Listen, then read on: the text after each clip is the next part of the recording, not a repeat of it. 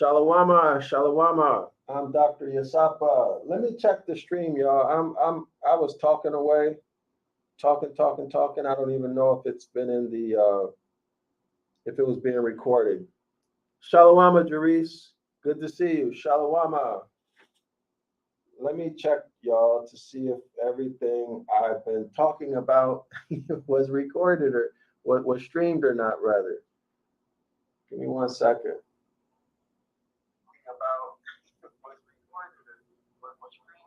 Let's see. Okay, so none of it was streamed. We have to go back and do it all over again. That's all right. That's not a problem. Okay, so none of it was streamed. That's all right.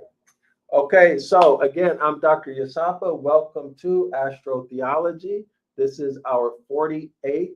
That's right, 48. We've done 48 live streams on the topic of astrotheology. 48, can y'all believe it? We're 48 videos into it. The name of the book that we are working from is The Devil's Pulpit. Don't get spooked out because of the name, The Devil's Pulpit. For those of you who are new, that might be something spooky to y'all, but it has nothing to do with devils and demons. Nothing to do with any type of spiritual stuff. All right. This book is based on science. Again, the topic is astrotheology. The link, I put a link in the description area. You have to go all the way down to the bottom. I put the link so you can download the free PDF. Print it, download the free PDF and print it. Okay, this is a book. I've been saying this over and over again. This is a book that everyone should have. Everyone should have this PDF. Everyone should understand it. Everyone should master it. Why? Why? Well, for one, it gives you the skinny. It gives you the skinny on the New Testament. Okay, it tells you why it is astrotheology. But of course, whether or not you accept the claim and the evidence to support the claim, that's up to you. The important thing is that you get the information so that you can make informed, educated decisions on the matter, right? So when you look at Christian art, you see halos and you see certain formations, right? Certain formations in the art, according to the author, all of this stuff, even the architecture, especially the architecture, all of it has an astronomical meaning, according to the author, right? And according to the author, that the origin of the Gospels, the New Testament, is Freemasonry. Royal Ark Freemasonry, according to the author, wrote the letter of the Hebrews, which we are working on.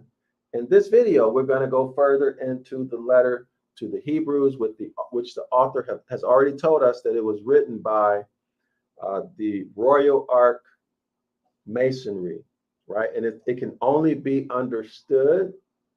It can only be understood by those Royal Ark Freemasons who've reached the highest level of education. Okay, and these, according to the author, were called the beloved brothers, the Hebrews. The Hebrews. Okay, so for everyone else, if you're not at that level, you read these stories and you think that they're real, but they're fairy tales, according to the author. He presents his evidence, his claims. Okay. But it's up to us to decide if his claims are based in science or are sound, or if they're just allegations.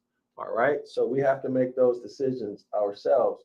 Now, the important thing from yesterday's presentation that I just want to bring back to your memory is that according to the author, he cited a doctor whose name is Dr. Lardner. Dr. Lardner was the foremost authority on a book called, and I'm going to read this, in Dr. Lardner's table of the books of the New Testament. This book of the epistles of the Hebrews is classed or classified under the heading of disputed books, of which definition he, that is Dr. Lardner, in which he defines that it is one of those books which should be allowed to be read in the Christian assemblies for the edification of the people. But note this, scholars note this very important sentence coming up, the remainder here. But not to be alleged as affording alone sufficient proof of any doctrine. So this foremost authority at that time, please like and share the video. Okay, let's get more people in here. Scholars, like and share the video. Put your comments or put some comments, right? This activates the YouTube algorithm. All right, so if y'all will do that for me, then I won't have to stop what I'm doing to remind you. Okay, we can just continue with the lesson. Okay, so, or the presentation rather. But let's continue.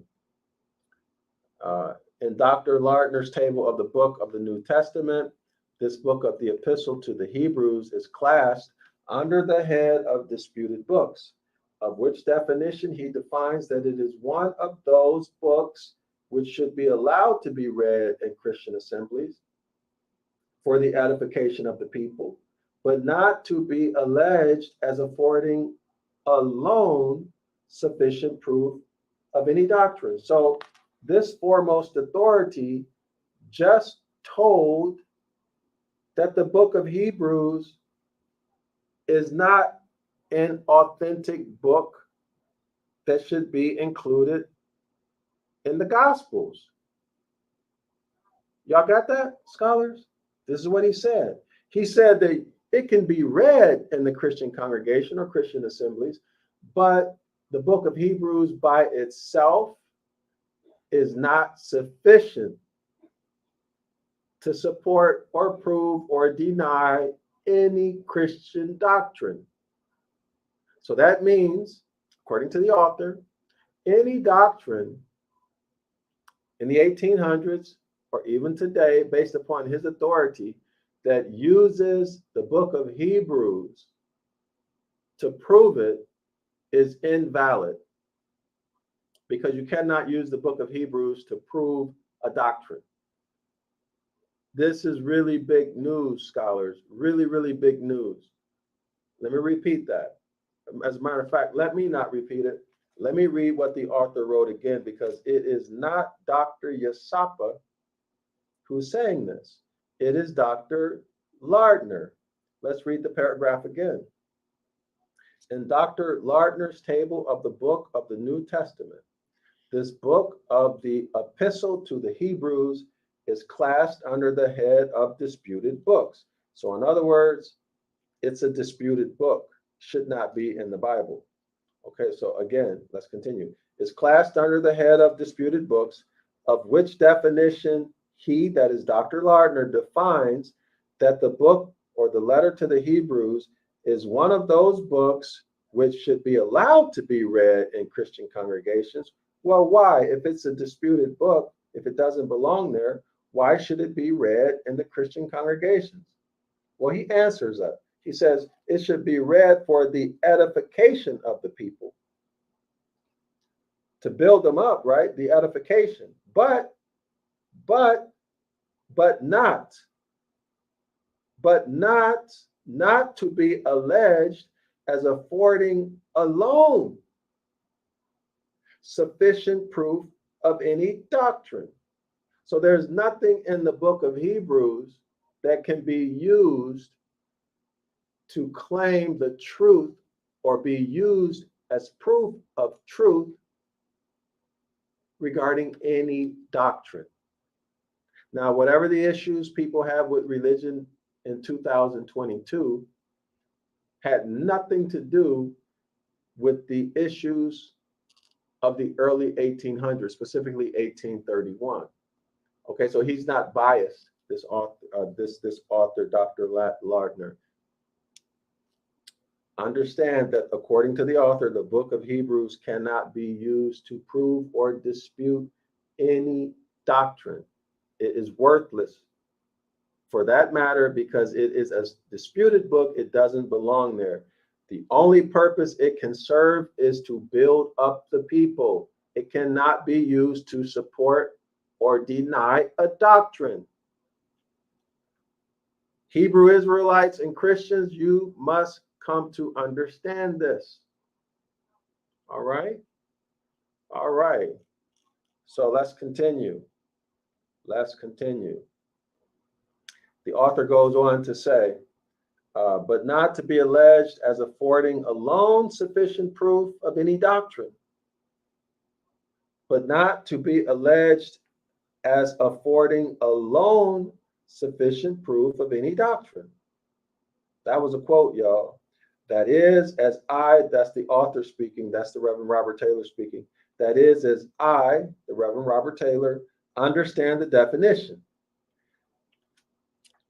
It will do to be read in Christian assemblies. In other words, the letter to the Hebrews should be read in Christian assemblies and congregations where anything will do.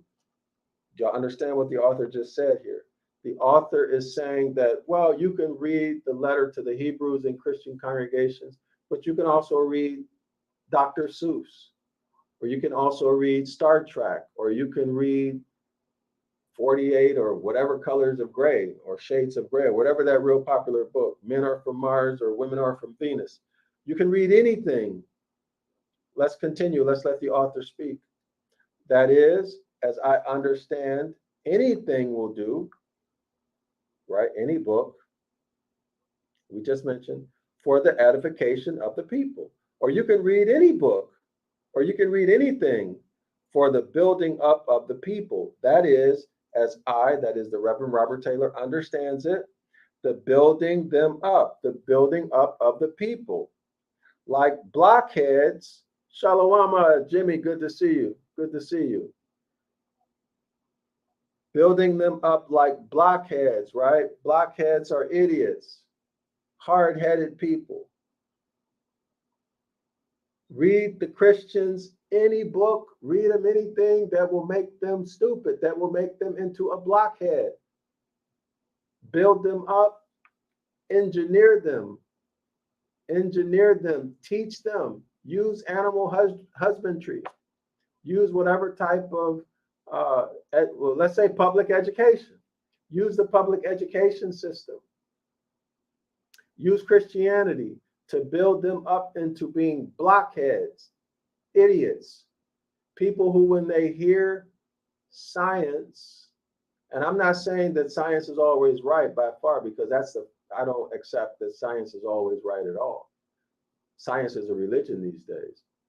But what I am saying is this: in the Christian church, according to this author, we're talking about Dr. Lardner, he's saying you can read anything in the Christian congregation to build them up, right?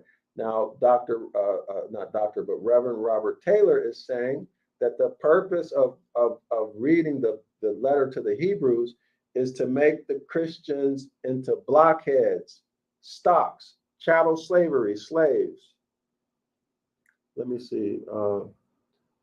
You are not sure. Oh, thanks for that. Thanks for letting me know. I'm going to share it now. As a matter of fact, let me put your comments on. I'm going to share it now. Thank you for that. Much appreciated. All right. Let's get our document. Thank you. All right, there we are. Let me see, what page are we? Am I on the right page? 240, page 241. So this is a review, y'all, from yesterday. Y'all know I like to do a review when possible. Okay, so let's go back to the review. I'm going to highlight where we're reading. So this is a review from yesterday, scholars. Scholars who are in the audience. So we are here, the highlighted paragraph, okay? All right.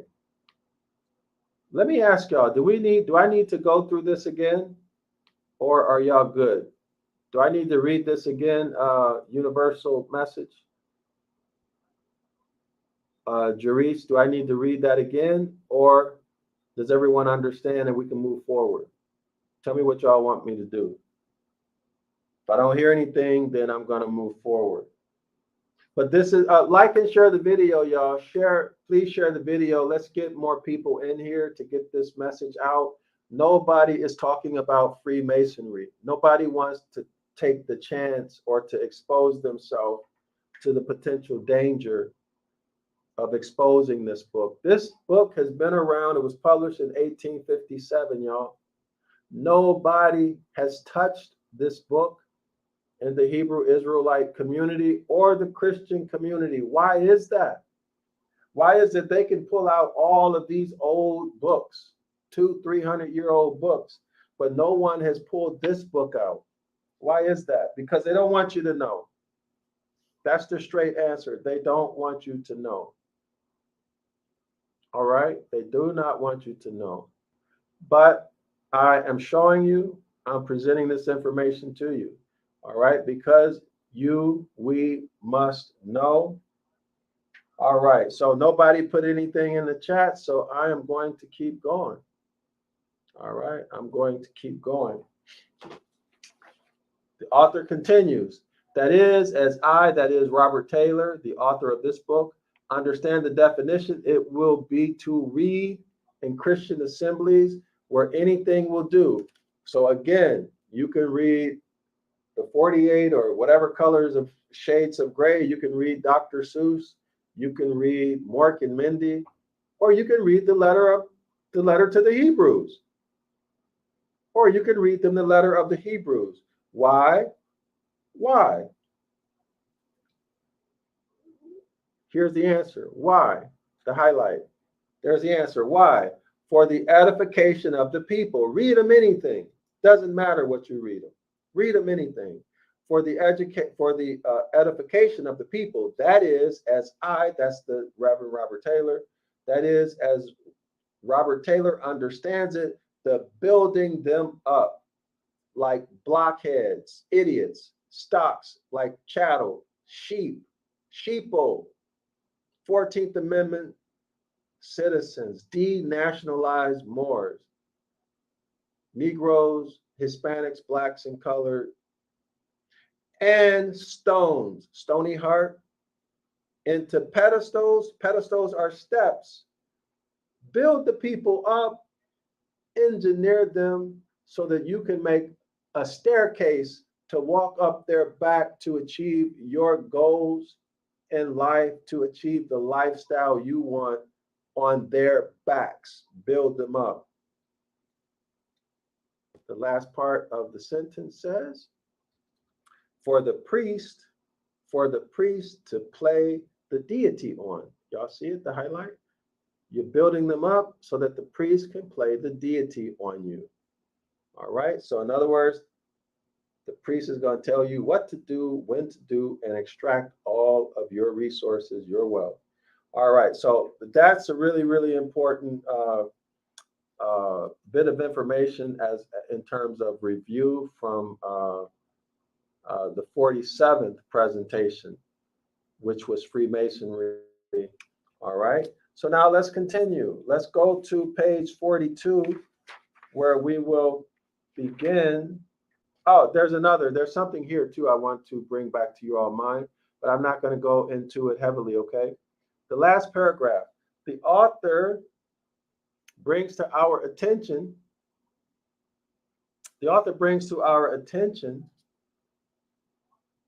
the difference between reading something literally and having our minds guided without our knowledge to imagine something, to imagine the meaning of what's written on the page, because our imagination has been captured.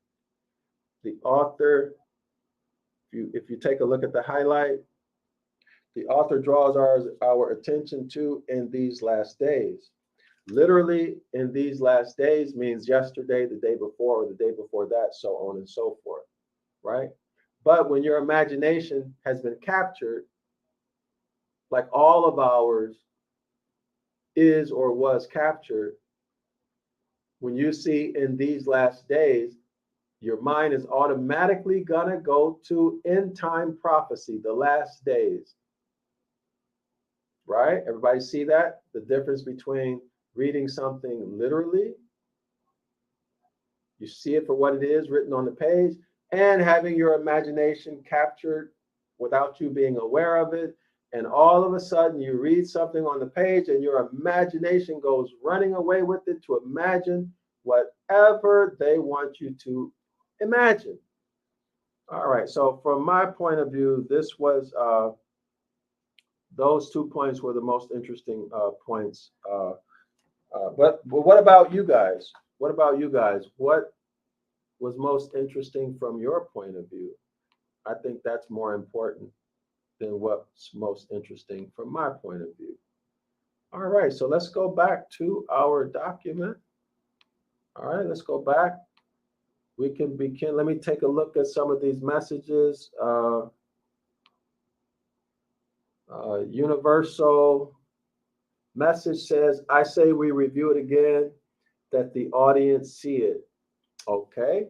Well, was that sufficient? Universal message, was that sufficient, the review we just did? Also, remember, scholars, we also covered critical thinking. The author presented some basic critical thinking questions that you can use not only for this book, not only when you read this book, but any book, and you can use these as baseline questions for any event in life, any event, any situation, or any book. I'll go over these questions one more time. All right. So we'll do a summary on this. All right, here we are. So here are the questions. Okay. So now, keep in mind, scholars, that one of the things that our people lack, because we have intentionally not been taught how to think in the school systems, we've been trained to believe and to be afraid and to hope. We have not been trained to ask questions, to analyze, to demand proof, to only consider evidence, right? And to make decisions based upon what we see and what we observe, right? So here are some questions to help us to begin to think critically. Thinking critically simply means asking questions. So one, who wrote it? So with regard, in this context, we're talking about the letter to the Hebrews. The first critical question we would ask is, who wrote it? Why is who wrote it important? Who wrote it is important because, one, you'd like to know the credibility, right?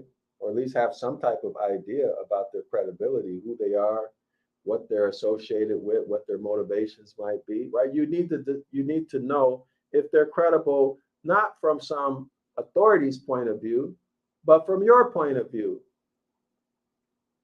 Understand, not from some Harvard researcher's point of view, but from your point of view. And unless you become educated, you'll continue to be abused and to misuse yourself by looking to other people as authority. All right? So you develop yourself, now you become the authority because you make these decisions and evaluations yourself. So who wrote it? Who said it? Who did it? Right? So who? Who wrote it? Who said it? Who did it? When? Everybody see the pattern? Who, what, when, why, where, and how, right? Critical questions. Okay. When was it written? When did they do it? When did they say it? Where was it said? How? Whom does it concern? That's really important, right? Because it might not have anything to do with you or your deity. So whom does it concern? You need to know that for the context and then how to use the information, how it can be used. To whom was it addressed, right? So was it addressed to our people or somebody else? If it's addressed to somebody else, that means it doesn't have anything to do with us, right? What does it mean? And the last question, what business is it of ours? What business is it of mine? All right. So these are examples of critical thinking. Easy, right? Easy.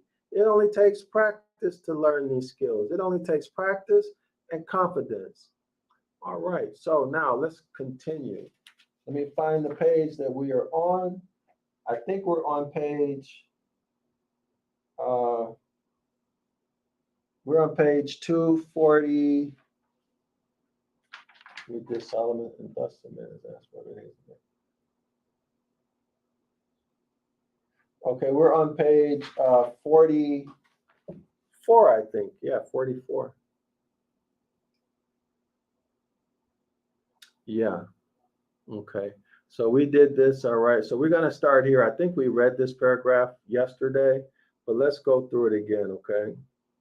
So we're on page 44. Let me check the comments before we get going. All right. So Universal Message says, yes, the review was sufficient. So please share the video, y'all. All right, let's go. Let's get with it. Here we go. Here we go. Here we go. By these symbols, the higher authority than the common claims of humanity and the ordinary obligations of charity in man to man, they can demand and receive that they are Freemasons, y'all. Freemasons can demand.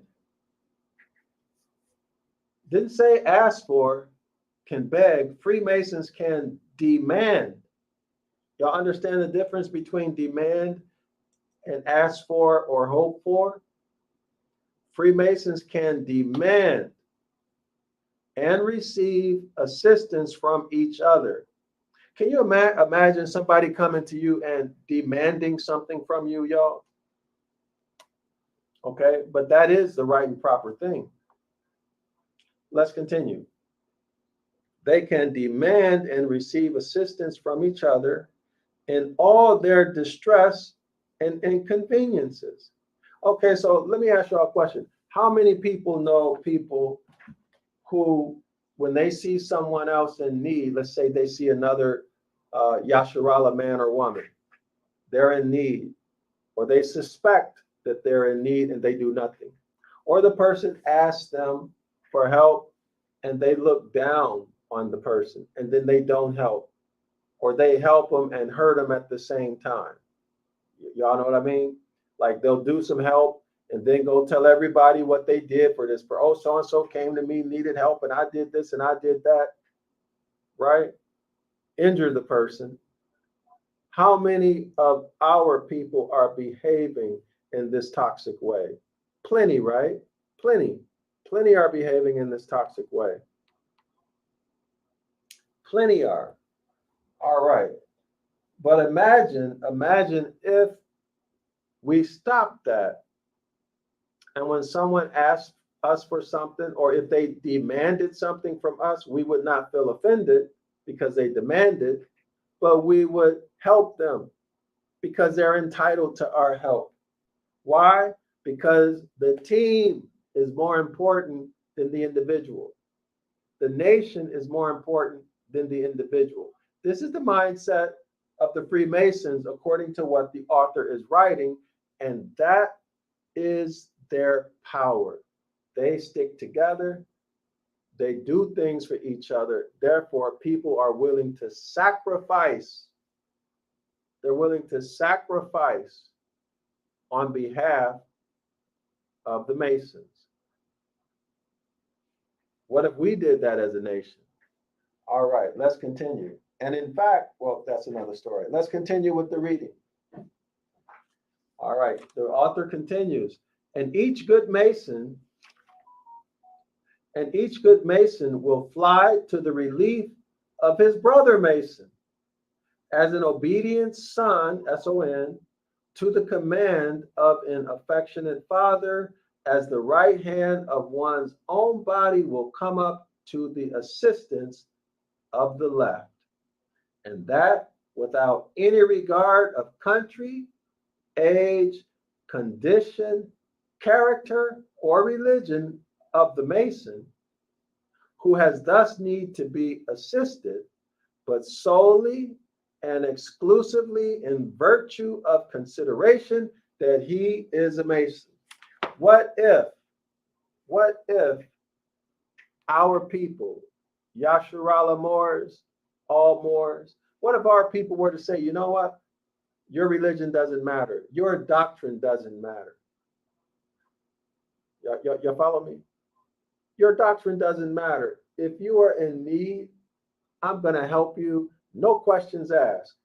Not only am I going to help you, I'm going to fly. I'm going to fly to your assistance.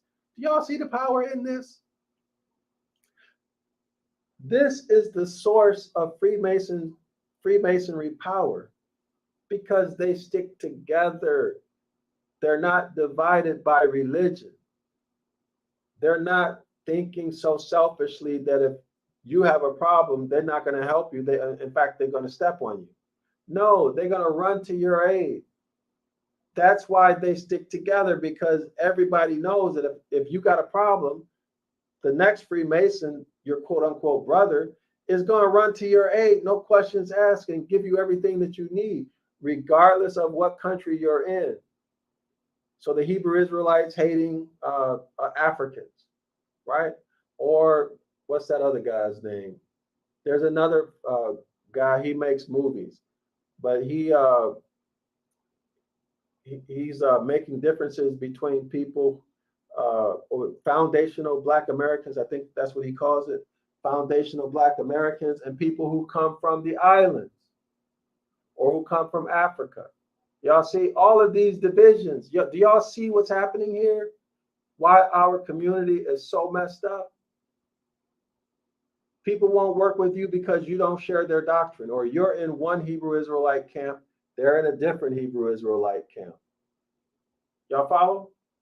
Y'all believe some doctrine, the other one doesn't believe the doctrine. Therefore, they won't work with you. And they talk trash about you. So this is a powerful paragraph that shows the power of unity. These Freemasons rule the world by doing exactly what we see here. Treating each other, what's a simple way to say this? By being honorable. By being honorable. Honored. That's the summary of the whole paragraph. If we were honorable, well, actually, you know what? Now that I think about that, you just take that back to what? You take that back to the contract, right? Honor your foremothers and forefathers, right? Exodus chapter 20, verse 12. If you do that, look at where we would be, right? If you follow the Most High's instructions, don't harm anybody, look at what we could do. These Freemasons rule the world, y'all. They're the magicians behind the scenes. All right, now let's continue next paragraph.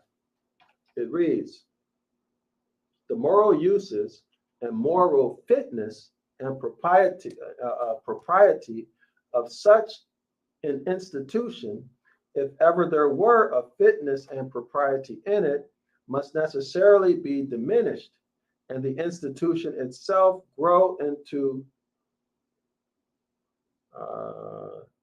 disuse and neglect, as every good Mason is bound to wish and desire that it should do, in proportion as its end is achieved and its principles diffused by the diffusion of civilization, and consequently of universal benevolence among men, when the whole world shall become one great large lodge rather, of Freemasons, when the secret of the capital Lord shall be discovered to every individual on whom the sun, sun, doeth shine. In other words, what I think the author is trying to say here is that the Freemasons teach people how to live, how to be a man, how to live civilized, right? How to be in a state of civilization, how to be honorable, right?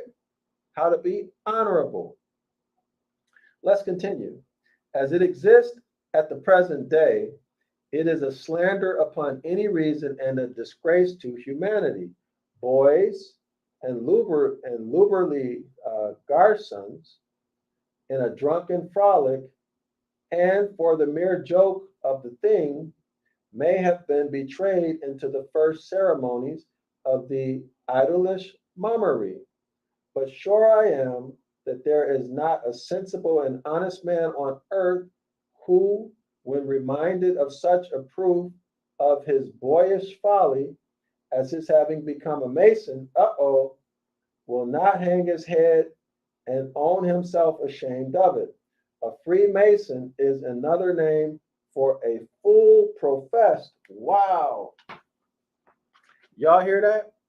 The author says that a Freemason is a fool. I have to see why he's saying this. I'm very interested in knowing why he's saying Freemasons are fools. Maybe they're fools. Well, I don't want to guess. I'm curious. Let's continue reading. But in the early days, through the days of an infinitely remote antiquity, such an institution as that of Masonry, as it had its necessity, had its sanctity, its right, its justice, its utility in that need, which those of the human race who first emerged from the state of barbarous ignorance into reason, intelligence, and science had to protect themselves from the incursions of monkeys, baboons, and wild men of the woods, with whom the conflict was continually the struggle of wit against brute force, and who were only to be kept aloof by the stratagem, overweighed by mystery, and ruled by terror. Now, I don't agree with that. The author is saying that Freemasonry came about because basically evolution. That's what the author is saying. The author is saying in this paragraph, well, Freemasonry came about because people needed to protect themselves from animals, right? They needed to protect themselves from wild men. In my mind, this sounds like evolution, okay? It sounds like evolution. And y'all should remember that the goal of evolution is denationalization of the Moors. The goal of evolution. And so why is that? How can I say that? Because if there is a creator, think about this, y'all, then man has natural rights that you are endowed with at birth. If there is no creator, if it's evolution, well, guess what? Your rights come from the government, and they can change it. They can take away or give you rights. Actually, they're not even rights, they're privileges, correct? At will. In other words, you are the property of the government or the corporation. Y'all see that? Whereas if you are born with natural rights, you are a king unto yourself. That's called sovereignty. This is what is at issue with this whole argument about evolution versus creation. Y'all got that? So the indigenous people all over the world were here first. Therefore, according to evolutionists, they're monkeys, they're low level creation. But it is the newcomers, these people who are classified as white, who are the top of creation, the most sophisticated, the most advanced, the most intelligent. So therefore, they can take everybody's land. Unum Sanctum, Doctrine of Discovery. If y'all don't know what those are, go to watch the videos that we have here on Zion Law School about Unum Sanctum and Doctrine of Discovery. Understood? All right, let's continue. So I disagree strongly with the author on this paragraph.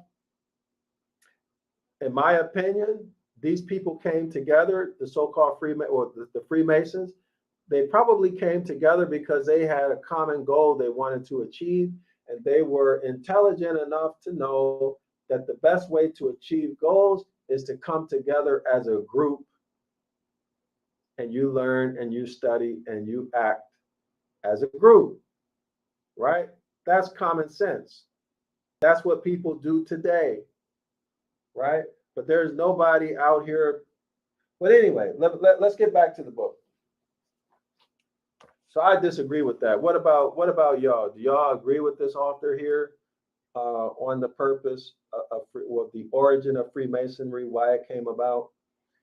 All right, let's continue. I got to find my place again. Okay, so that paragraph was talking about the moral uses and fitness. All right. So here we are. We're on the last paragraph, scholars. Last paragraph of this page. It says, but in the early days, through the days of an infinitely remote antiquity. Oh, we just read that paragraph. So we're at the bottom of the paragraph, y'all. Don't let me go off on a tangent, y'all, because I forget my place. So we're here. All right, so let's continue. To keep off these, okay, that's the animals, to fight off the animals, to fight off the wild people. Okay, so to keep off these, it was always the first care of a master mason to see, quote, the lodge properly tiled, end quote. Okay, graduations. I'm sorry, no, gradations. I can't see I can't make that out. It looks like it says gradations of mystery and trials of the strength of understanding of those whose curiosity urged them to which to penetrate into the arena of masonry were absolutely necessary to protect the cradle of infant science from the incursions of the wolves of the wilderness, and the same law of nature by which man feels that more is due to man from man than from man to the inferior animals, both justified and authorized, that spirit due corpse which attached the mason to his brother mason as a man more properly to his brother man, his brother in the possession of a rational nature, and in that sympathy of desire to enlarge his faculties and to cultivate his reason, which he who hath not, though he may be the best Christian that ever breathed, is but a monkey still. Y'all understand? Okay, so here's what the author is saying in this paragraph. The author is saying in this paragraph that by natural right, men have a right to be treated by other men well, to be treated well. In other words, one man must act in honor toward his fellow man, so that everybody is acting in honor, okay? And that the man's obligation to be honorable to another man or woman, right, is greater than a man's obligation toward an animal. Understand. Now, think about this. When people treat you, I'm talking to the Moors, when people treat you less than honorably, do you think that they might not be looking at you as not being a man, but an animal? Right? Y'all think that? You think that's possible? Okay. Do y'all think that's possible? Sure it is. Sure it is. Because their point of view, they're looking at the world as though, what? There's no creator. They're looking at the world as evolution. So they're looking at you as being an animal, and they are a man. So they treat each other honorably, but then treat you like trash. Onum sanctum. Doctrine of discovery, right? Anyway, let's continue. So the author is telling us that Masons, Freemasons, treat each other in honor, at least in the beginning, when it first started out, they were treating each other in honor, but it descended, it declined. But even today, the author is telling that the Christians behave like animals, behave like monkeys. All right, that's the author's point in this paragraph. Next paragraph. The celebrated Cavalier Ramsey has labored to prove that Freemasonry arose during the Crusades and was only a secondary order of chivalry. Y'all got that? Freemasonry arose during the Crusades. That's war, right? The religious wars. And Freemasonry was a secondary order of chivalry. The learned Abe Darrell supposes Freemasonry to be a continuation of the Society of Knights Templars. Now, y'all remember who the Knights Templars were, right? The author talked about the Knights Templar several pages ago. The Knights Templar had their origin astronomically. Remember? The balance scales, righteousness. In mythology, it was the two twins. Okay, righteousness. They were only concerned about justice. But then, of course, they went bad. They went bad. This is the Knights Templar organization. So the author is saying that Freemasons had their origin with the Knights Templars. Now, this is according to the author. I don't know if this stuff is true or not. I'm just reading it. All right. So while Clinch and others deduced that the origin of Freemasonry is from the Society of Pythagoras.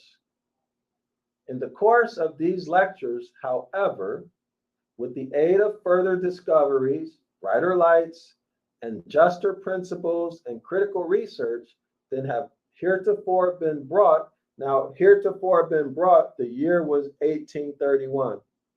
Okay, so that's his time reference that he's talking about.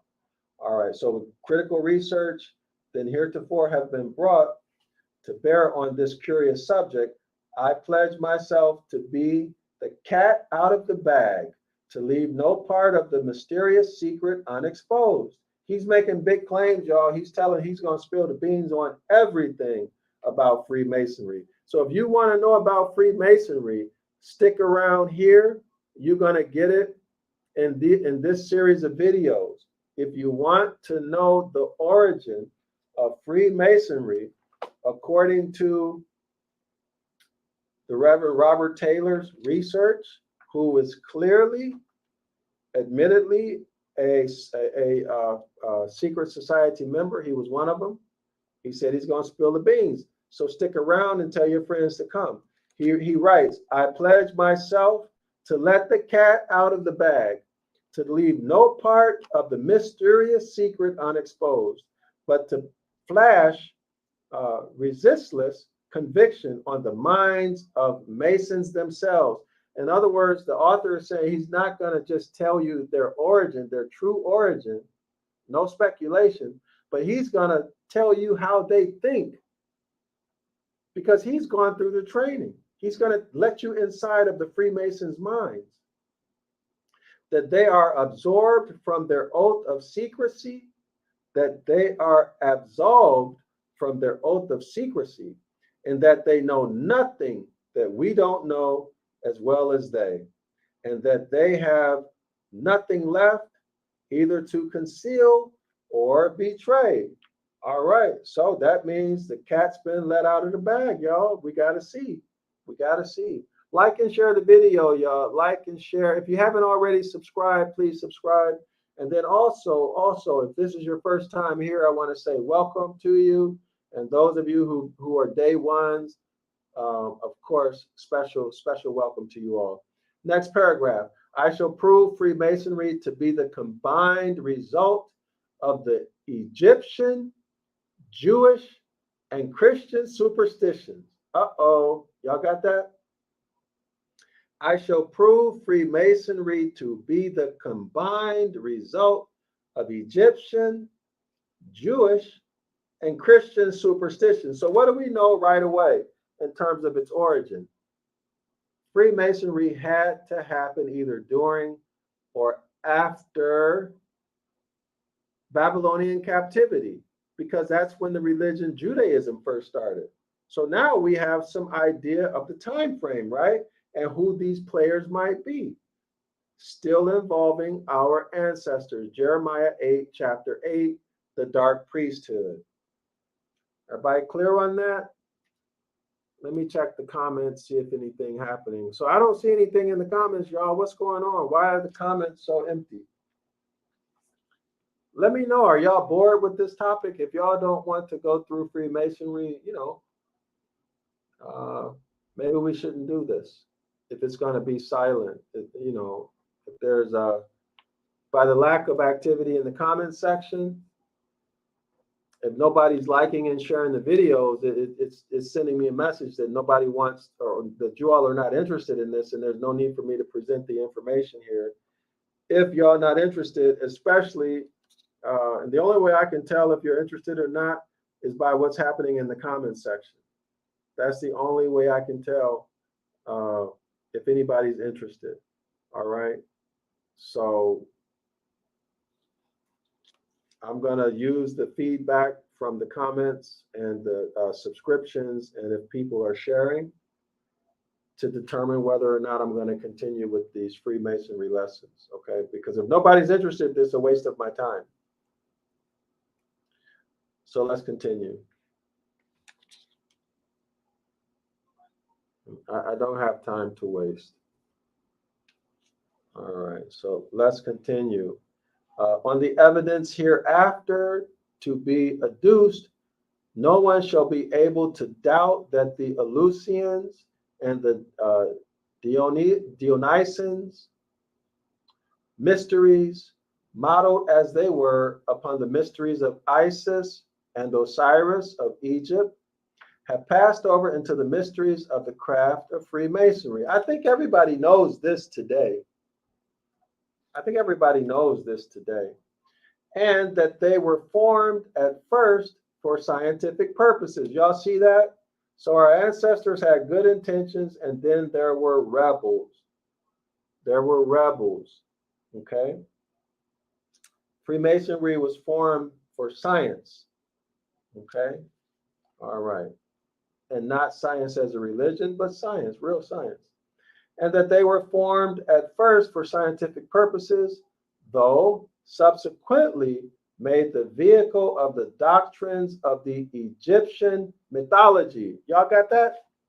All right.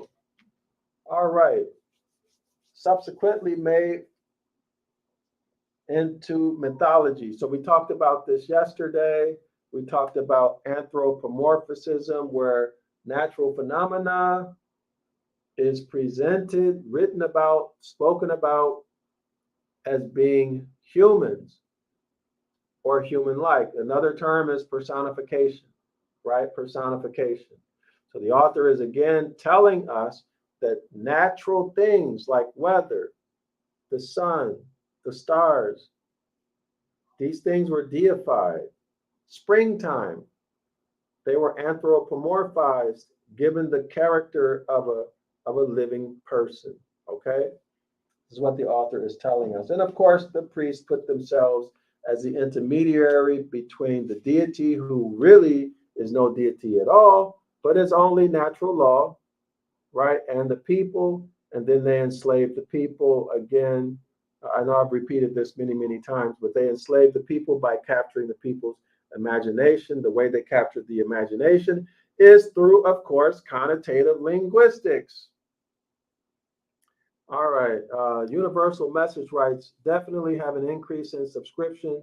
Keep it coming, because understanding Freemasonry will help us better understand the secret society, Thus, why the big lie was formulated. Yep, I agree with you 100%, 100%.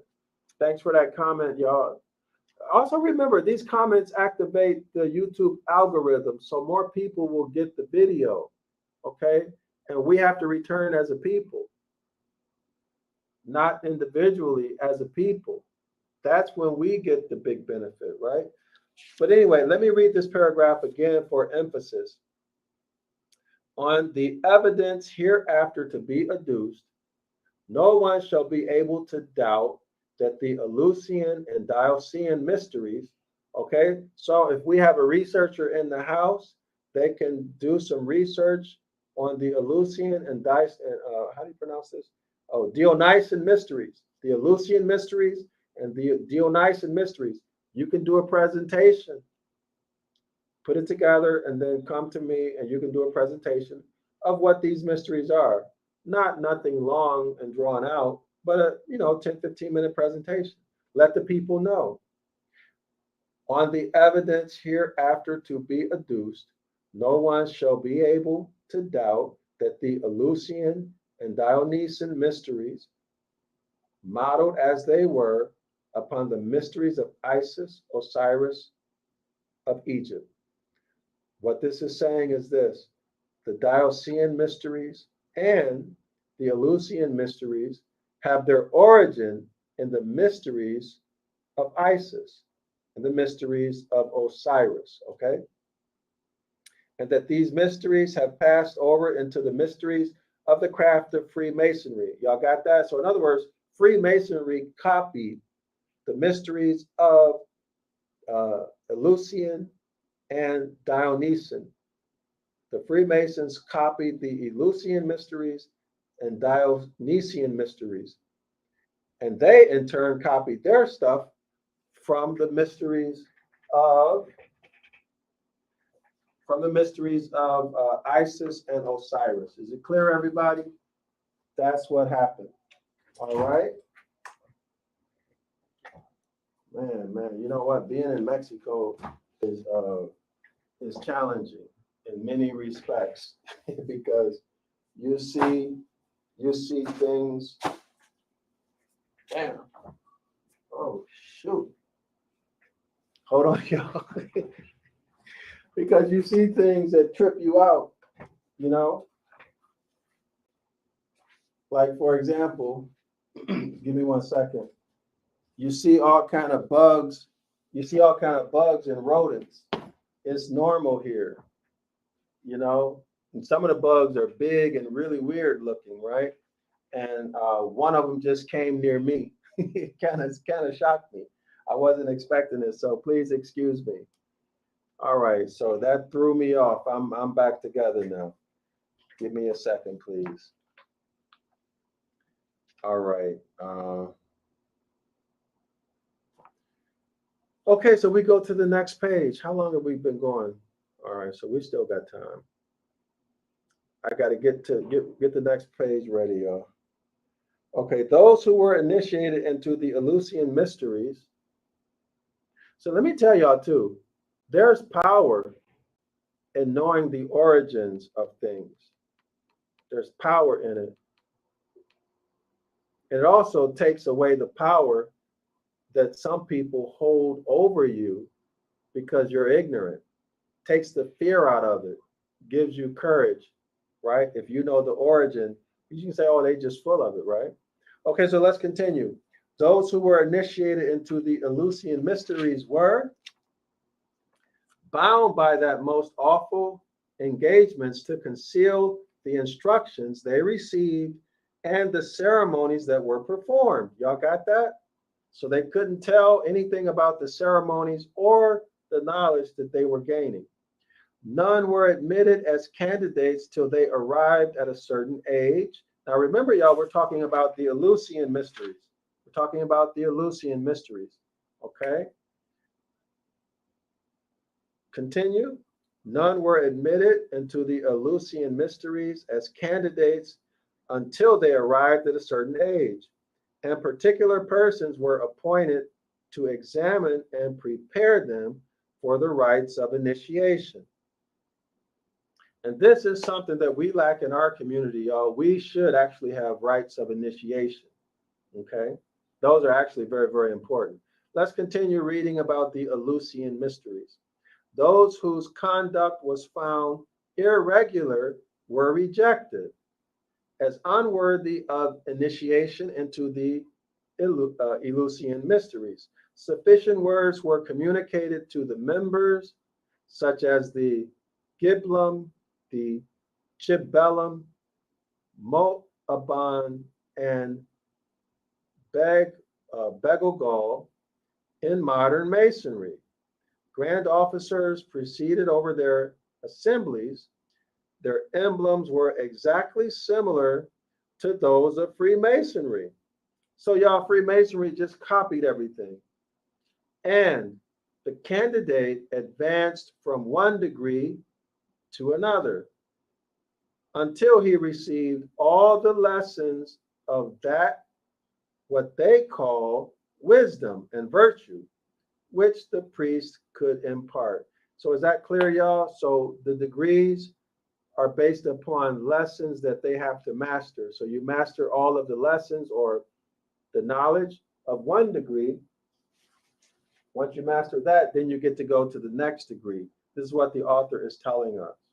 All right, so this is pretty common sense. But what this makes me remember is I've heard Freemasons, not Freemasons, I've heard Moors say about Freemasons. I've heard Moors say that Freemasonry started off in its origin, it was Moors, right? And then the Moors passed some of the knowledge to the hybrids in the US, and then they abused that knowledge. And they're using that knowledge in a negative way. So when I read about this, I'm making the connection between what I hear Moors talking about all the time, that Freemasonry was a good thing, and that it still actually is a good thing. It's just being used in a negative way by the people who are in Freemasonry now. Is that clear? So what the author is saying here seems to me to agree with what the Moors have been saying. Freemasonry was started to teach men how to be men, how to behave honorably, how to function in a civilized society, and how to create and maintain civilization. Okay, these mysteries again, or the knowledge, is based upon science. And there's nothing wrong with science, right? As long as your science is based upon observation of nature.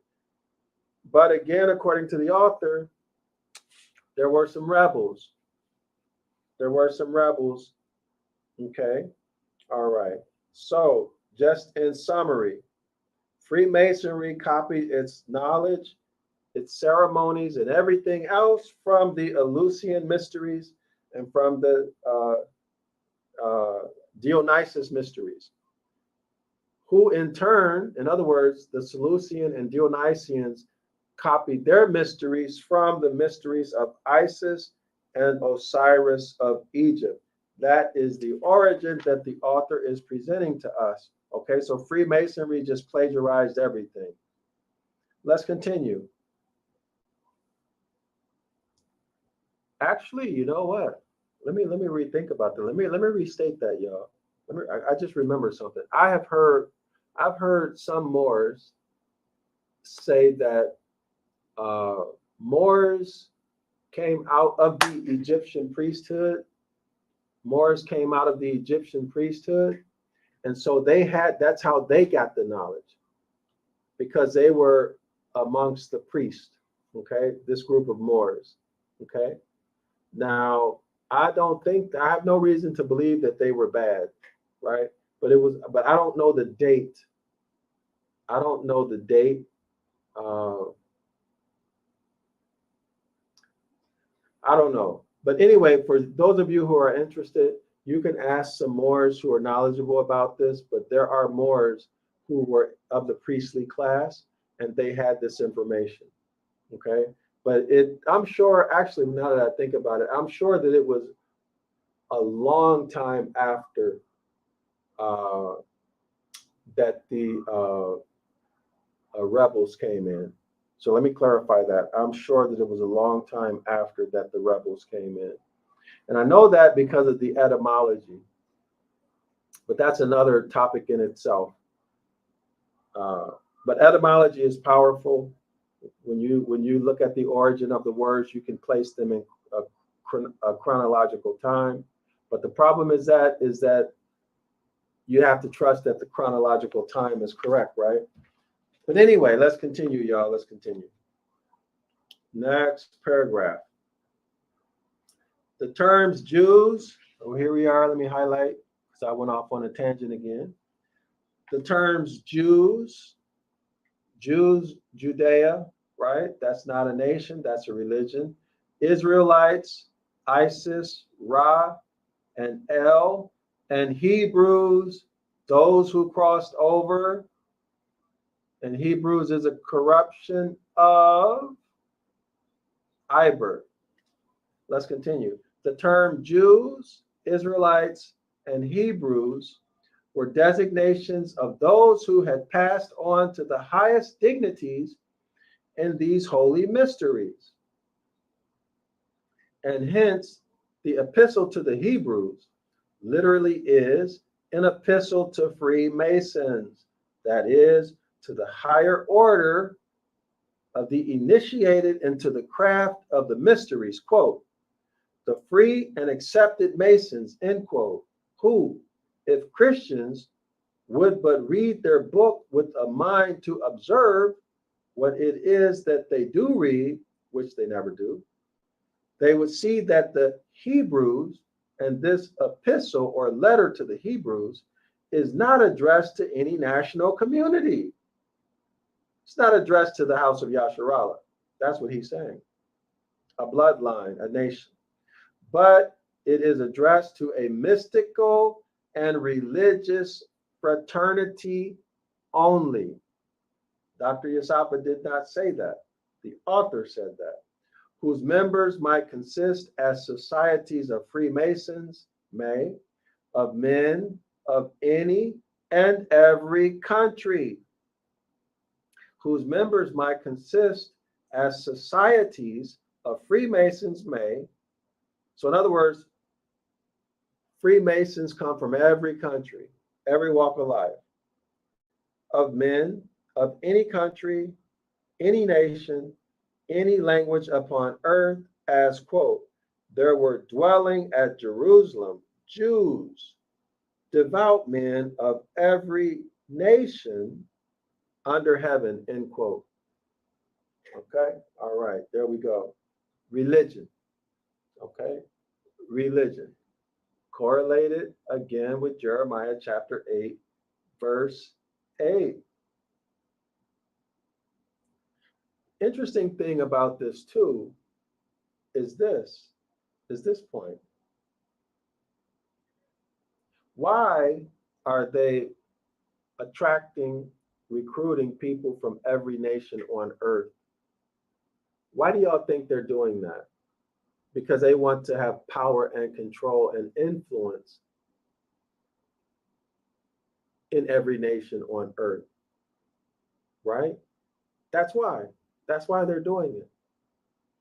All right, so let's continue. The patriarch Abraham is called, quote, Abraham the Hebrew, end quote, not in designation of his country, but of his college degree, the rank he had attained in these mysterious dignities. Abraham was a Freemason. Y'all hear the author saying that? He's talking about the letter or the epistle to the Hebrews. When they refer, well, I don't know if he's talking, let's see, is Abraham, I don't remember, y'all. Is Abraham's name mentioned in the book of Hebrews? Okay, let me look at some of these comments here. Okay, Jerice writes, Mexico, hold on. Jerice writes, Mexico, that was funny about the different bugs. Oh man, you should see the bugs here. Crazy.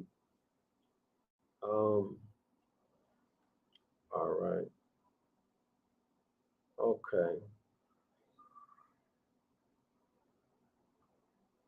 Well, y'all, let's see. Okay, so let me do a quick Google search, y'all. Give me 1 second. Let me do a Google search and see if I can find anything about because I don't remember. I haven't read that book in a long time.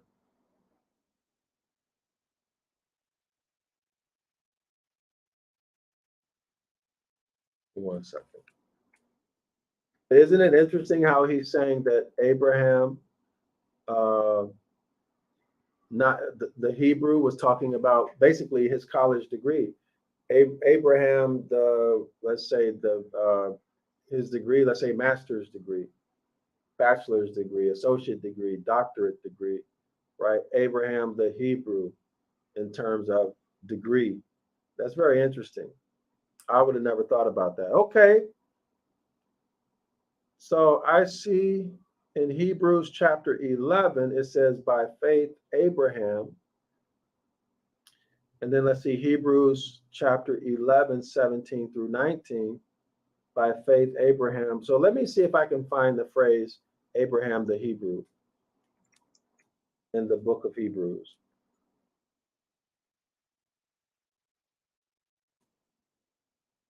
Oh, let's see.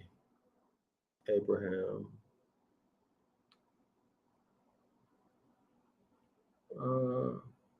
Well, doing the surface search, I don't see Abraham the Hebrew phrase in the book of Hebrews.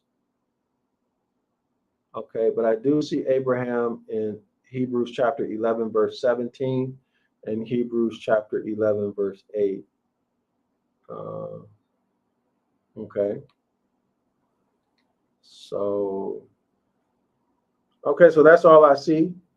So let's continue. I don't see anything worth sharing, scholars.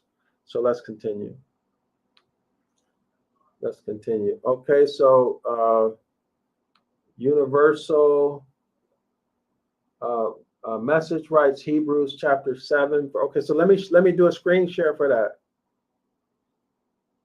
And then Jerice writes, Abraham is everything and Hebrew a degree. I never heard of that.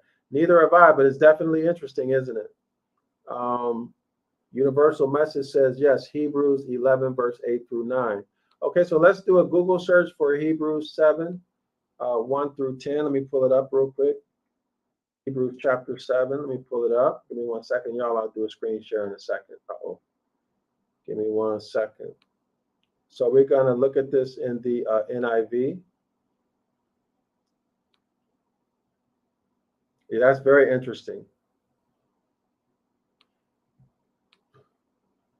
That's the really beautiful thing about this for me. The beautiful thing about this is coming across information, not just that you did that I wasn't aware of, but information that makes me think in a different way. That's what I really appreciate about this book. There's been a lot of instances of that. Okay, so here we are. This is Hebrews chapter 7, verse 1 through 10. So I'll go ahead and read these verses.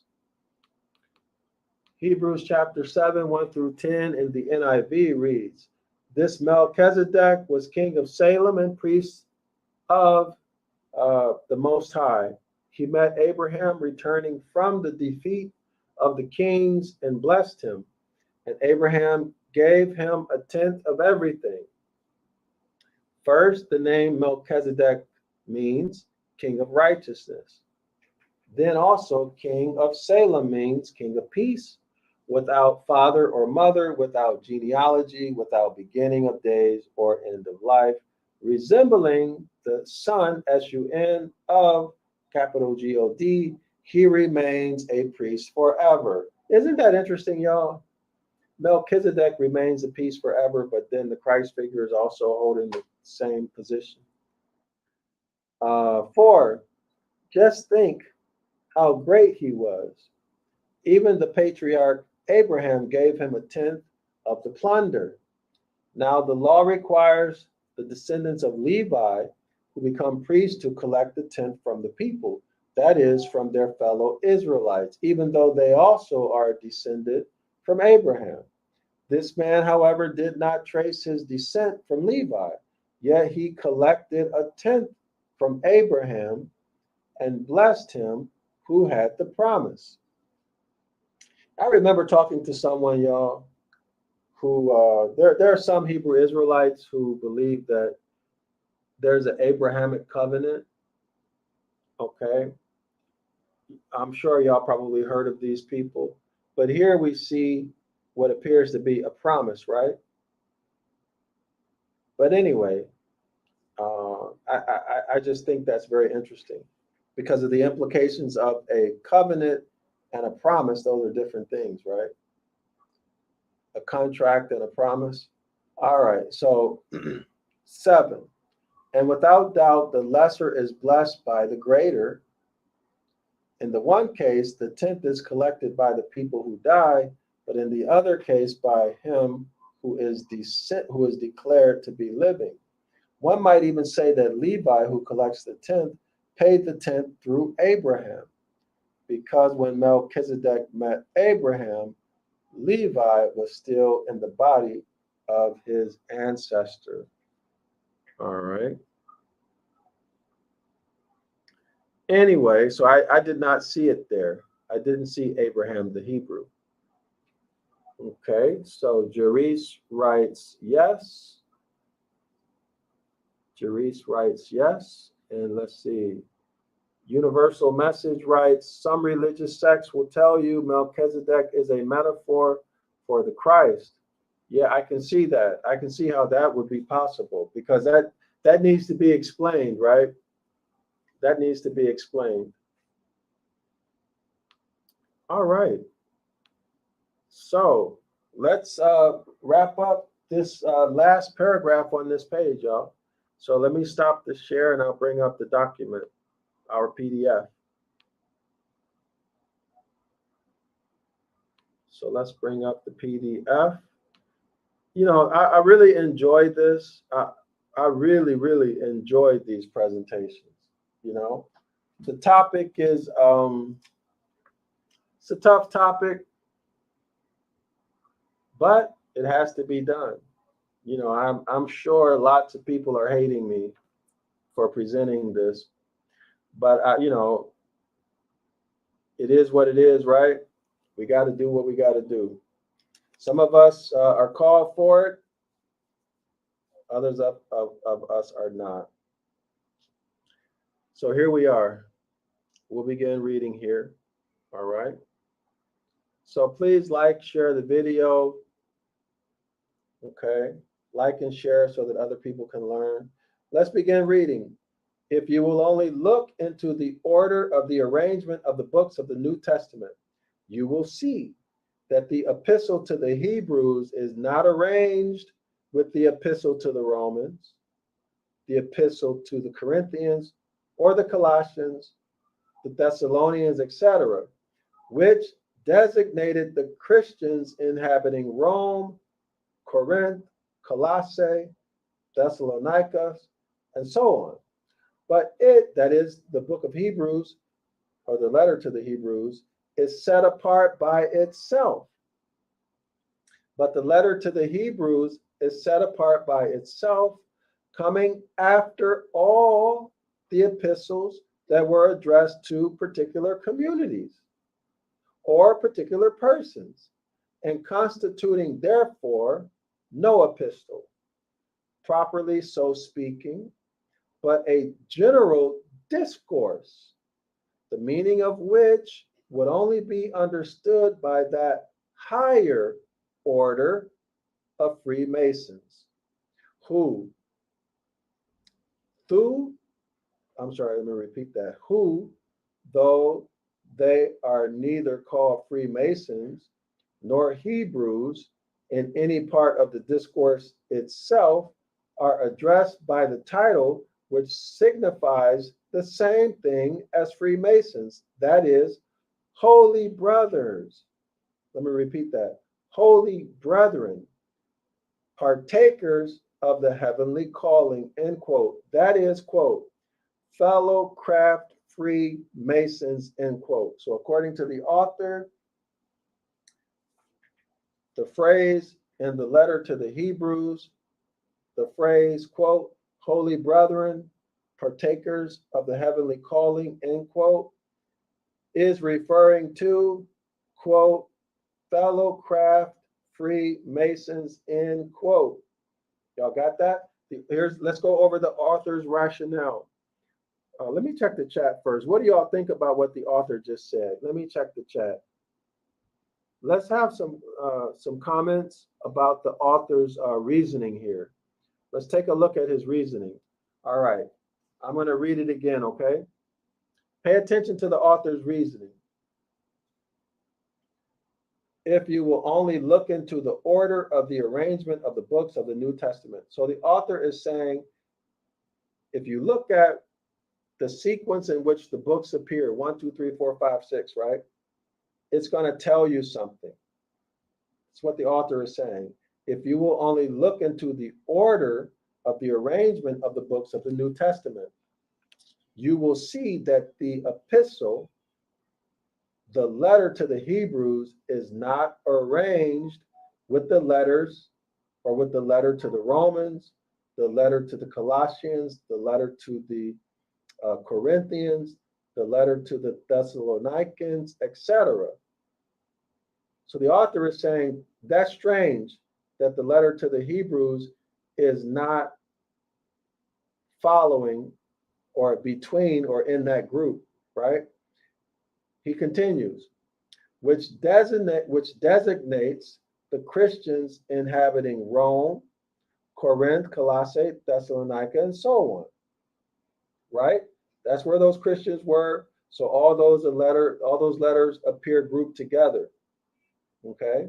In other words, this city, Rome, Corinth, Colossae, Thessalonica, and then you see the letters, letter to the Romans, to the Corinthians, so on and so forth. Okay.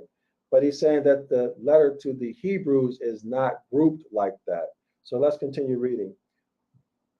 He writes here, but it is the pronoun for the letter to the Hebrews. But the letter to the Hebrews is set apart by itself. Y'all see that? The author is saying that the letter to the Hebrews, again, should have been listed with the group of the letters to the people living in all of those cities, but it was not. It is not listed in that group. Again, but the letter to the Hebrews is set apart by itself, not listed with that group, coming after all the epistles that were addressed to particular communities, see y'all, or particular persons, and constituting therefore no letter, no epistle, because it was set apart, not grouped with those letters. It constitutes, or it is evidence that Hebrews is not a letter to the Hebrews, okay? And constituting therefore no epistle, properly so speaking, it is not a letter, but it is a general discourse. Y'all see that? It's not a letter, it is a general discourse. Let me highlight that. It's not a letter, but it is a general discourse. A general discourse, not a letter. Y'all see it right there? It is a general discourse, not a letter, because it's not grouped with all of the letters to those cities. It's set apart, separated from that. That's the author's reasoning. That's the author's reasoning. So my question to you scholars in the audience is, do you agree that because the letter of Hebrews is not listed in the group of letters written to all those people in those cities, Rome, Corinth, Colossae, Thessalonica, and so on, but it's outside of that group, do you agree that it's not a letter, but it is a general discourse? In other words, it's a general letter, not written to any particular person or any particular congregation. That's what the author is saying. But a general discourse, the meaning of which would only be understood by the higher order of Freemasons. In other words, what is called the letter of the Hebrews is not a letter at all. It's a general letter. It's an essay written for, it's an essay written for higher level Freemasons. That's what the author is saying, right? It can only, is written to, and it can only be understood by higher order of Freemasons who, though they are neither called Freemasons nor Hebrews in the letter, they're not called that, right? They're not called that, but they are called, quote, holy brethren, partakers of the heavenly calling, end quote. And that is equivalent to, quote, fellow craft Freemasons, end quote. Do y'all agree with the author's reasoning here? Do y'all agree with it or you don't agree with it? Put it in the chat. Let us know if you agree with this or not. Is the author stretching it? Is it reasonable, logical? It's not reasonable, logical, the conclusion that the author made here? What's your opinion? Put it in the chat, not just for me to see and read, but remember, there are going to be people who come and watch this video tomorrow, 5, 10 years from now. They're going to watch it, right? And you'll be helping people by sharing your knowledge, sharing your viewpoint, even asking questions and answering questions. You're going to be helping people. So what you put in the comment section is very important because, like I always say, I don't know everything and I don't pretend to know everything, right? And there's some things that I'm going to say that won't resonate with other people. And there's some things that you're going to say that's going to resonate with people, right? It's going to resonate with people who I can't reach. Y'all follow me? So don't be stingy with your knowledge and don't be shy. Put it in the comment section and make this video more than outstanding. More than outstanding, okay? As best as we can today. So let's continue. Let's continue. All right. So we're on the last paragraph of this page. Let's continue. Let's put the work in, y'all. Let's put the work in. Let's break the spell of the dark priesthood. Let's break the spell. How do we break the spell? Through knowledge, through science. What kind of knowledge and science? The science of linguistics, the science of philology, right? Etymology. Okay? So as we learn this information and as we share it with other people, and as we apply it in our own lives and gain mastery over it, we break that God spell. We break the gospel. We break the dark priesthood's hold over our imagination and over our lives. But anyway, let's continue with the last paragraph, the highlight here at the bottom of the page. The initiation, let me repeat that, the initiated in the Dionysian mysteries of the deity whose name is spelled Bacchus. That's the deity of wine, right? Wine, you should be thinking the autumn equinox, right? You should be thinking the wine press and vengeance, okay? Whenever you see that. All right, now let's continue. And by the way, let me explain something to y'all. The reason why I'm not saying these deities' names, I've been spelling them lately, is because I've been having problems. I've been having problems that are associated with them. Because when you speak their names, it's an invocation and it gives them an invitation to come into your life and start destroying things. So I've been experiencing some things, and then I realized that while I've been going through this book, I've been speaking their names. So now I'm no longer speaking their names, I'm spelling them, right? And y'all know we're not supposed to speak them, but I had a slip. And but my goal is to not let them in my life. They've wreaked havoc lately. So if you're wondering why I'm spelling these deities' names, that's why. All right. Because, all right. So let me get back to the lesson. the initiated in the Dionysian mysteries of the deity whose name is spelled Bacchus, who were exclusively the quote, partakers of the heavenly calling, end quote. Y'all got that? Did y'all get that? Did y'all get that? Let me see. Jerice writes, apologies, doctor, but don't process that fast. Got to watch this a few more times. It's that important. I agree with you. I agree with you. And Jerice, actually, I think it's everybody who needs to watch this too. It's so revealing, right? And so different than what anything that we're used to. But I appreciate your comment. Appreciate your comment. All right, so let's continue. Let's read this again, y'all. Now, let me go back to the paragraph ahead, a few sentences above here, so y'all can see something here. Maybe you have, but I'll do it anyway again.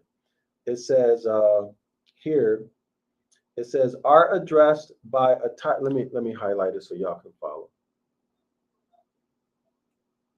Okay, so the author is bringing something to our attention.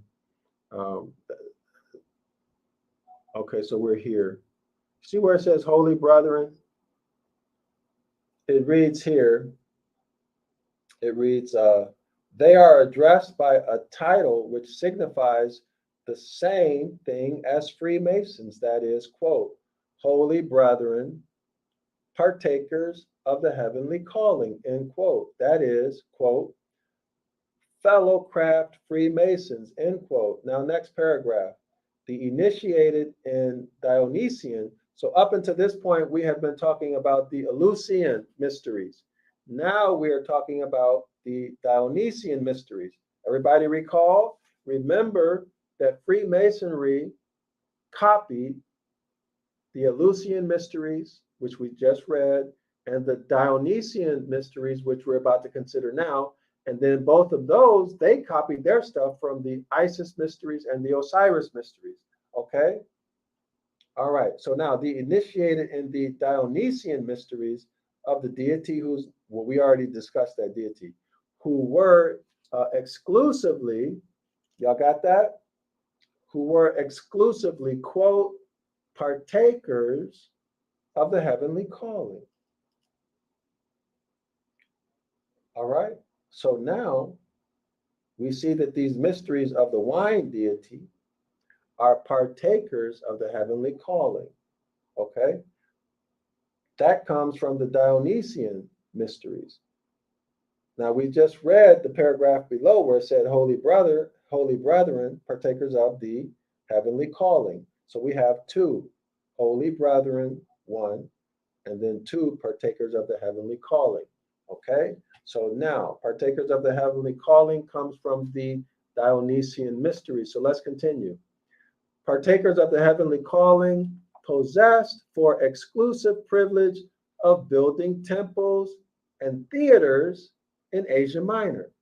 They were incorporated into Teos by the kings of Pergamos and were actually subdivided into different lodges as the Freemasons are with us at this day. Y'all got that? So the Dionysian mysteries, right?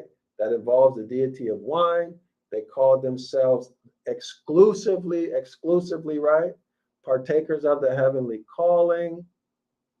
And they possess the exclusive privilege of building temples and theaters in Asia Minor. Now that's important. They built temples and theaters. Where did they build temples and theaters?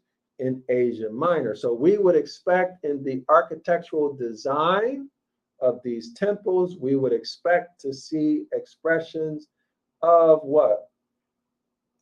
Astronomical phenomena, mythology, right? Astrological phenomena that was later converted into religion. Is it clear, scholars? They were incorporated at Teos by the kings of Pergamos and were actually subdivided into different lodges, as the Freemasons are with us to this day. So we're talking about the Dionysius Mysteries, that group, okay? And this again involves the deity of wine. And as our Freemasons of the present day are only Masons in a figurative sense, y'all got that? Whereas these Dionysian initiated people, they were literally Masons. Why? Because they were building temples and theaters. But in the 1830s, the author writes, and as our Freemasons of this present day are only Masons in a figurative sense, and those who are the Hebrews or have attained the highest degree among them could no more lay a brick and mortar or mount the ladder with the HUD on their shoulders than they could dance the tightrope, but are perfectly satisfied with being Masons of the silk apron. Y'all got that? Masons of the silk apron and the silver trolls. So the Masonic character of this epistle to the Hebrews is indicated to absolute demonstration by the Masonic metaphors and figures of speech. Again, it writes, he says, so the Masonic character of the letter to the Hebrews is indicated. In other words, when you read the letter of the Hebrews, you can see that it's Masonic in nature. So the Masonic character of this letter to the Hebrews is indicated or shown to absolute demonstration. In other words, you can see it clearly. Absolutely, you can see its Masonic nature. Okay? Is indicated to absolute demonstration by the Masonic metaphors and figures. So the book of Hebrews contains Masonic metaphors. The book of Hebrews contains Masonic figures of speech mixed up with and we see the deity of wine again. The name is spelled Bacchus. That's who that deity is. With that deity's tropes and stories, fairy tales, allegories, which constitute the subject matter of the piece. All right. So in other words, that's what the letter to the Hebrews is about. Is it clear? Is it clear? All right. Let's finish up this discussion with the last paragraph quote, for every house, end quote, says the master of the lodge, quote, is built by some mason, but he that built all things is capital G-O-D, end quote. Thus, in the full vanity of the Masonic spirit, attempting to prove that capital G-O-D himself was a Freemason, while Freemason Abraham, quote, looked for a city which had foundations, whose builder and maker is capital G-O-D, end quote. I think this is very interesting, right? I think it's very interesting. And I've heard a lot of Moors talk about Freemasonry. Let's see, we have any? Okay, I'm reading through the comments, y'all.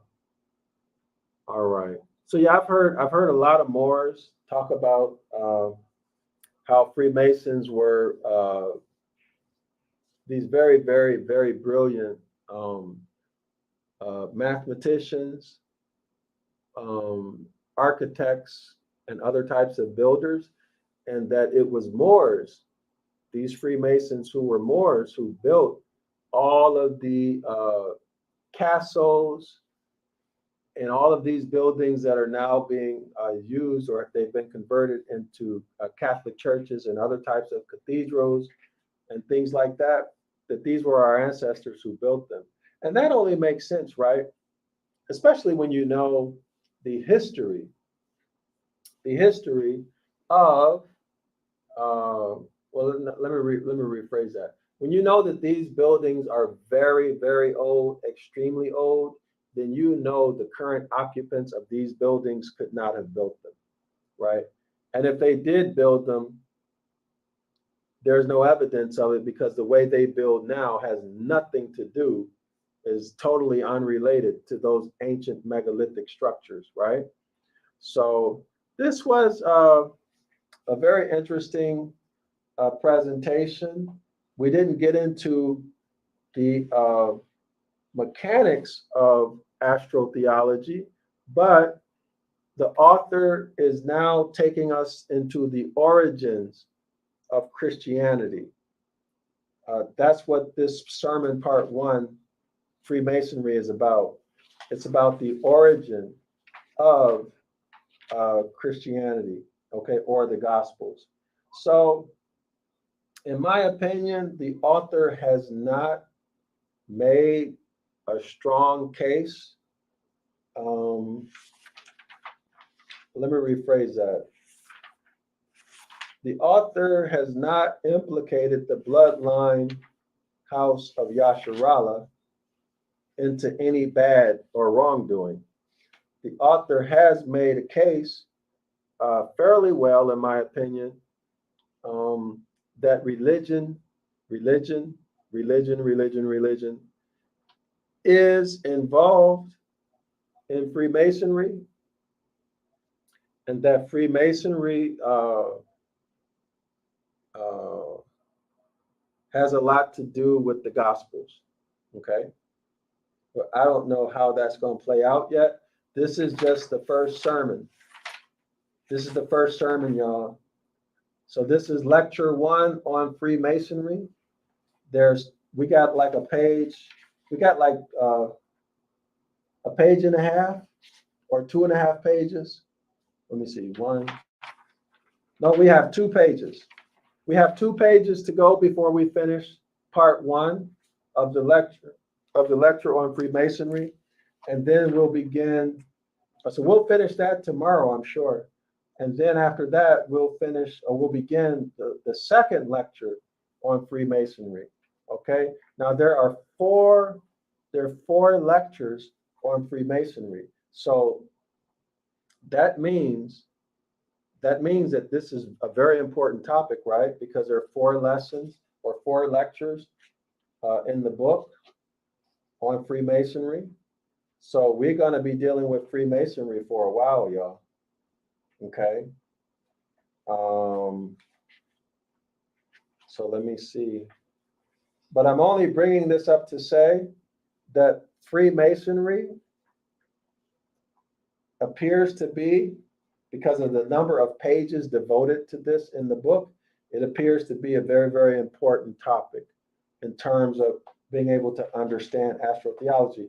And remember too, scholars, don't be disappointed because we're not looking at the constellations right now. We did 235 or 40 pages of looking at the mechanics of the stars.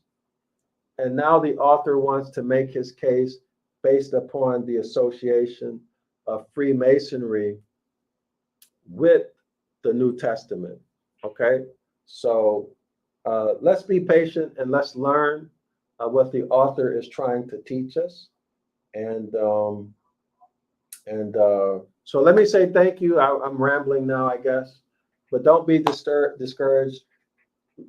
Freemasonry is worth learning about. You won't get this history. Trust me, you won't get this anyplace else. So I'll see y'all tomorrow. Please be sure to support our work. If you like what we're doing here at Zion Law School, support us by buying our books, enrolling in the 101 Ancient Ibaryath course, right? Y'all know the streaming course. Available 24/7, 365 days per year. Here it is right here, the Hebrew self-study course. This is 101 Ancient Ibaryath. This is going to teach you our language as a people. Yes, Ibaryath is a Phoenician Canaanite script. It's in that family, okay? This is how we return to the Most High. One of the ways, because y'all remember Jeremiah chapter 8, verse 8. How can you say we are wise and the law of the Most High is with us and we are learned in his language and teachings? Well, you cannot say that, right? Because you've been learning biblical Hebrew or modern Hebrew or English or something other than Ibaryath. You have no way of knowing whether the instructions or the commandments that you have been taught are actually the Most High's commandments. So therefore, how can you say you are wise and the law of the Most High is with you when you don't even know Ibaryath? Y'all got it? The truth is that the lying pen of the scribes have made the law, the Most High's instructions, his commandments into a lie, a mere code of ceremonial observances. In other words, our ancestors, the dark priesthood, Freemasons, I'm not saying all because I don't know them, right? But Freemasonry, secret societies have created religion. In other words, they've added text, injected words, injected chapters, injected whole books to create religions, okay? To create religions. And the purpose of these religions is to capture your mind, your imagination, and then enslave you physically and mentally so that they can steal your what? Steal your what? Steal your birthright. What's your birthright? Steal your land and your resources, your commerce. Everybody see that? All right. All of this is done by religion. Go check out the Secret Treaty of Verona, so on and so forth. But this is our language, the house of Yasharallah. I'm speaking to the house of Yasharallah. The house of Yasharallah, we are also Moors, right? Genesis chapter 2. Go back and watch the videos. Moors are the law on this earth, something like that. But you'll see it, okay, on Zion Law School. So subscribe. We've made this class based almost free. So there's no reason why you shouldn't. And for those of you who have been subscribing, I want to say thank you for your support. We appreciate it. We need the support in order to continue to do what we do, right? All of this takes time, energy, and effort. It's not free to do it, right? And the worker deserves his compensation, right? We need to do this in order to get better equipment, create better publications, have the peace of mind and stability in life so we can do these live presentations, right? So that things are not always a constant struggle. All right. So let me take you to just one more thing, y'all. I want to show y'all, okay? We publish a lot of books. Let me go to YouTube. Or you can go to our website. As a matter of fact, since we're on the website, we publish a great deal of books. Well, not a great deal. We have seven of our books listed in the description area of this video. If you want to support us, you can buy any of our books. This international book right here, let me see if y'all see the same thing I see. Hold on. The international edition, the purple book, it says international edition. Buy that on Amazon.com. But if you want, you can buy it on zionlawschool.org. But the international edition, you can also buy on Amazon.com. But the rest of our books, buy them only on zionlawschool.org. And the animals in the Bible, this book is almost free. It's full color. It's phenomenal.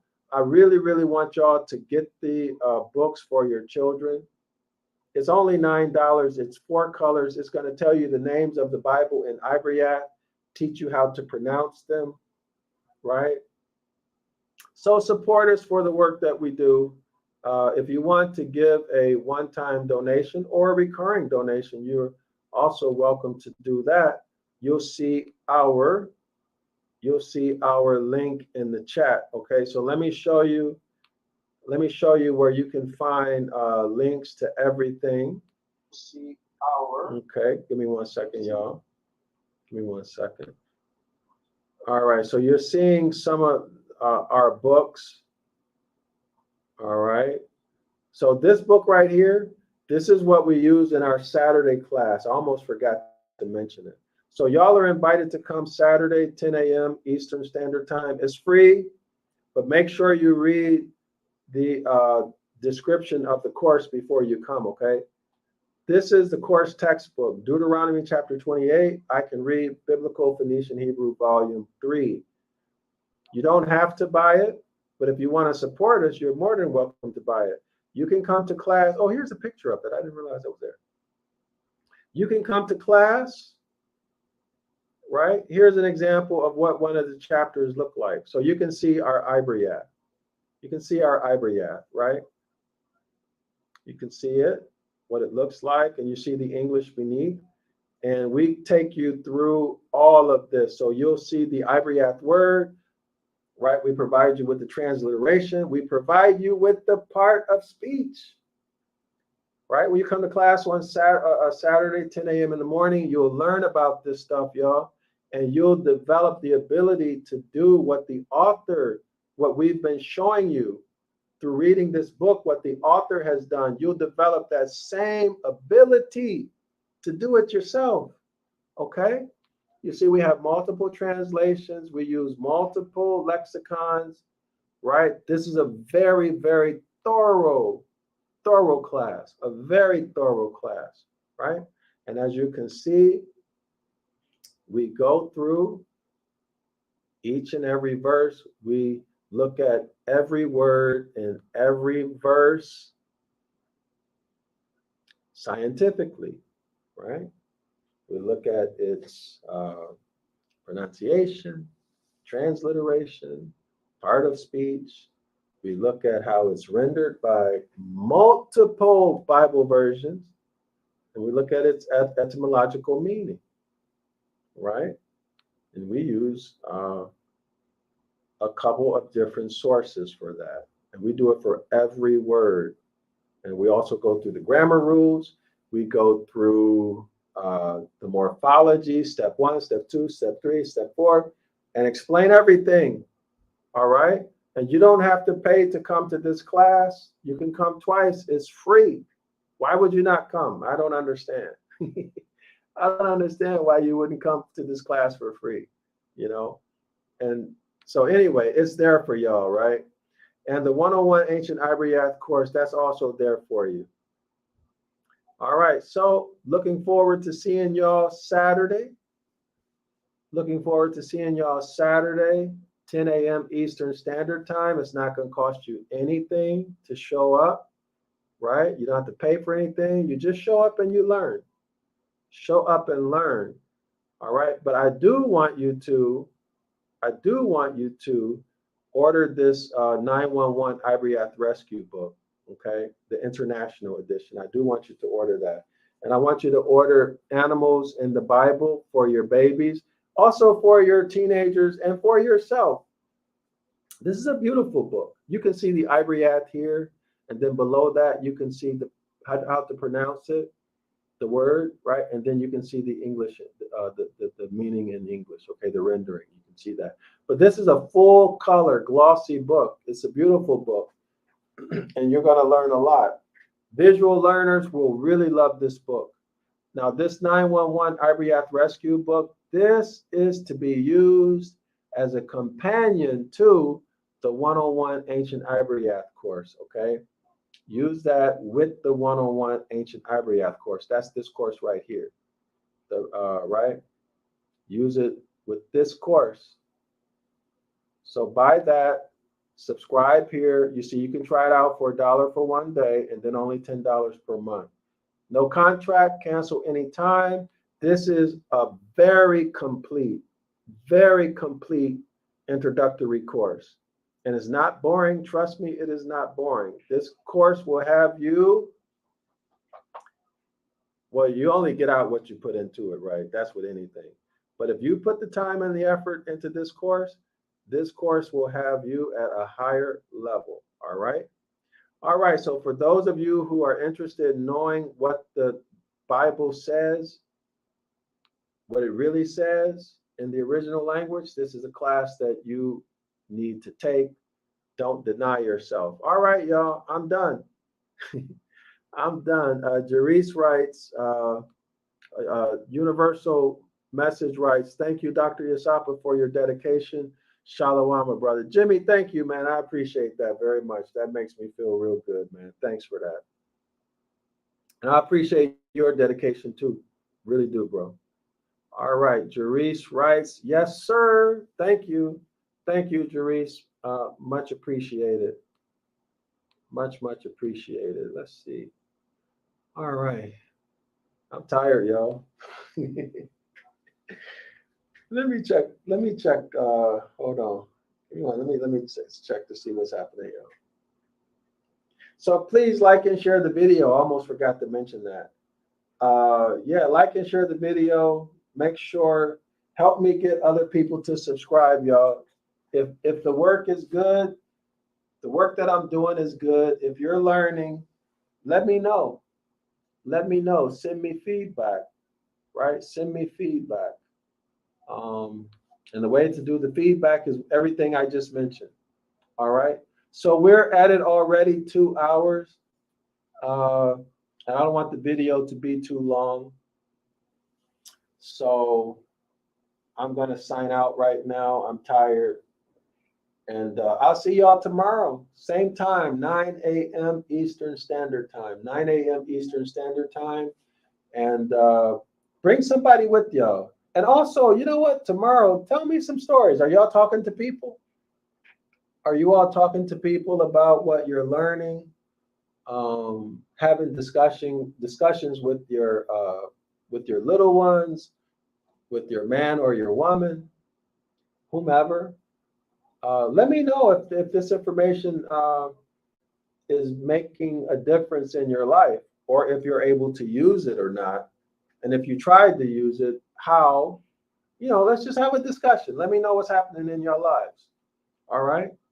And I'll probably be, based upon whatever feedback y'all give me, I can make these presentations better. I can make it better based upon the feedback. So anyway, I gotta go, y'all. It's been good spending the evening with me. I appreciate y'all for spending your evening with me. It's been good. And the time goes by so fast. So fast. Today I haven't eaten. I forgot to eat. Well, I didn't forget to eat, but my day was so crazy I haven't had a chance to eat. So I want to go out and see if I can find something to eat before it gets too late. All right. So remember, have some people subscribe, like and share the video. Put it on your Facebook, Instagram, LinkedIn. By the way, y'all, I'm on Instagram. What's my Instagram? I'm gonna put it. I'm gonna put the link. Maybe tomorrow I'll put the links to the social media stuff I just opened up. And if y'all want to subscribe there, that's good too. Also, let me know if y'all want to do another call-in show. If y'all want to talk about Freemasonry, it might help talk about what we've been learning. Because when you talk about something, it reinforces it, right? So that it's not in one ear and out the other. We can discuss it. Greater learning will take place if we discuss it. Not a debate, a discussion. So y'all let me know. Think about it, and then let me know tomorrow if y'all want to have a call-in show where y'all can call in. But if we do a call-in, y'all gonna have to carry the show. Y'all will have to call in and talk about your experiences or plans or whatever. But it can be useful as a teaching and a way to embed things more into long-term memory, and also in order to understand things. You know what I'm saying, y'all? It would be useful for that. So y'all let me know if y'all want to do a call-in show, and we can do that again. Like last time, the last call-in show we did was fun. I had a really good time in that call-in show. So tomorrow, 9 o'clock a.m., we'll be back to complete to complete this astrotheology presentation on Freemasonry, part 1. So Shalom, scholars, thanks for spending your evening with me. I am grateful and appreciate it. See y'all tomorrow night, 9 a.m. Eastern Standard Time. Islam to all the Moors. Shalawama, Shalawama, Shamawala, House of Yasharala.